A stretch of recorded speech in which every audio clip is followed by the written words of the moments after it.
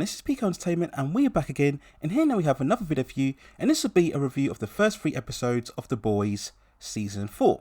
Now there'll likely be spoilers throughout, so just beware when going into this other video, and you can check out my previous coverage of this series within the channel, and I'll leave some links within the description.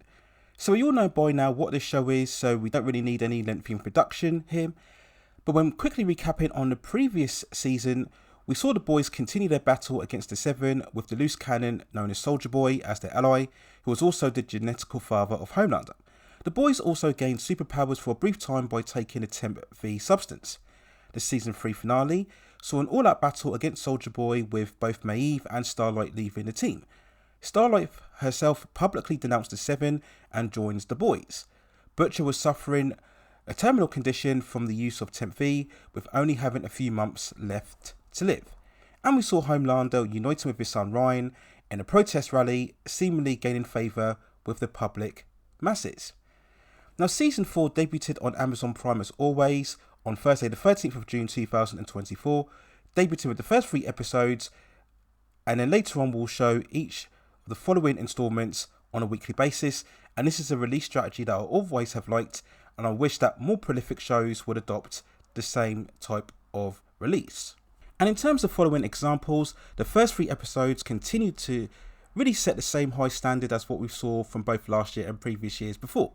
We get the usual mix of sharp satirical commentary, political metaphors, and of course superhero action and graphic violence, all in a typical R-rated tone that the 4th season we're very used to by now, and it's still overall a great watch.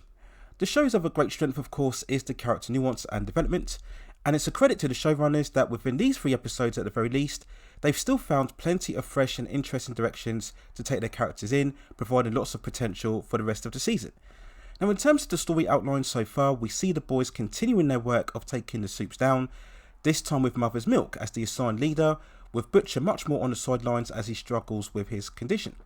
Both the boys and the government are increasingly wary of Congresswoman Victoria Newman and her continued ascendancy and political ambitions. Being her Supe herself also increases the threat level, and certainly at the end of the first episode, it does seem as if she'll be one of the primary antagonists throughout this season. But I very much like the fact that Butcher doesn't just assume leadership back straight away, with Mother's Milk continuing to show resistance against him, and I think that adds credibility to his character. We see throughout the rest of the episodes how Mother's Milk continues to adopt more of Butcher's type of personality in terms of leadership. We had that great sequence between both of them when Butcher tells him that he cannot rule the team by being a nice guy, and that he really has to be much more assertive in order to make sure that the team succeeds. And this is something that I really hope that they stay with throughout the rest of the season, as I think it keeps the dynamic fresh between all of the characters. We then talk about Starlight, and we see her developing the ability of flight, and we get some cool effects of her powers certainly in the first episodes. We push this development further as she reluctantly steps back into the spotlight to control her public supporters, as we see them very much in combat against the Homelander supporters following the results of his trial. We see Kimiko is suffering some more PTSD within her childhood memories, and I'm really glad that they've kind of done away with the vague romance between her and Frenchie, which seemed to settle both characters to almost standstill. And I still think Kimiko can be a great character overall if they continue to tap much more into her psyche. We did have that very high octane encounter when she was taking down various villains in the warehouse, and then we see who I believe is her sister or her cousin. I have to refresh my memory as to if this character has appeared in previous seasons or not, but again this will add various more backstory to Kimiko and once more make her an integral character to the overall series.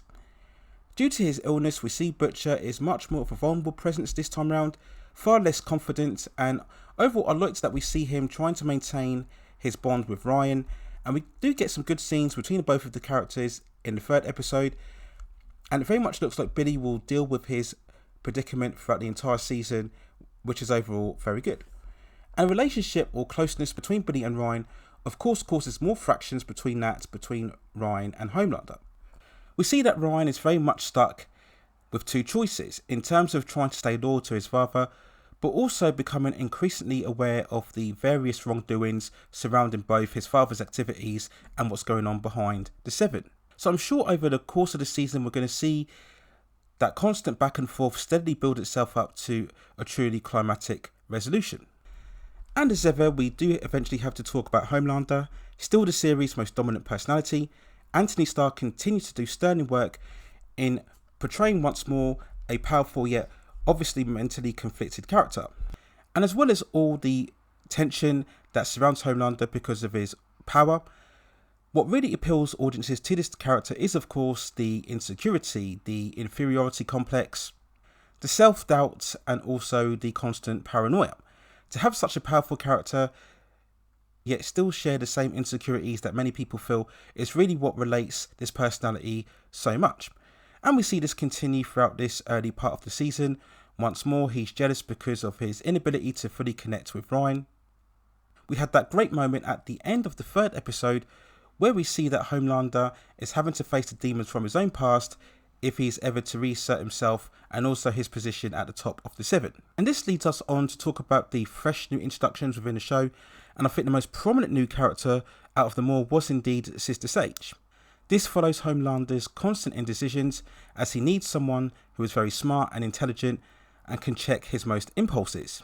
And it was very interesting to see Sister Sage assert herself immediately amongst the 7, and in many ways she shares the same kind of arrogant intelligence that we saw obviously from Stan Edgar, who was played by Giancarlo Esposito. But one does wonder whether she will talk her way into trouble.